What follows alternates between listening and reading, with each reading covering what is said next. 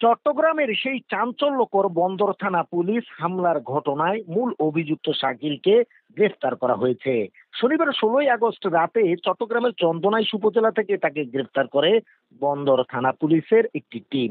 এ সময় তার কাছ থেকে হামলায় ব্যবহৃত একটি ধারালো কিরিচ ও একটি দেশীয় তৈরি পিস্তল উদ্ধার করা হয়।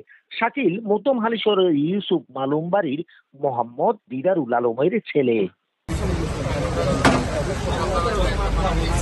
এর আগে 11 আগস্ট রাতে চট্টগ্রামের বন্দর থানাধীন সলগলা এলাকায় একটি ঝটিকা মিছিল বের করে ছাত্রলীগের নেতাকর্মীরা। এই সময় তারা জয় বাংলা স্লোগান দেয়। খবর পেয়ে পুলিশ ঘটনাস্থলে উপস্থিত হলে অভিযুক্ত 10 থেকে 12 জন নেতাকর্মী পুলিশকে ধাওয়া দেয়।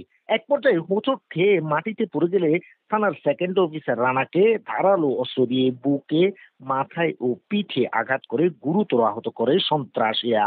পরে স্থানীয়রা তাকে উদ্ধার করে চট্টগ্রাম মেডিকেল কলেজ হাসপাতালে নিয়ে যায়।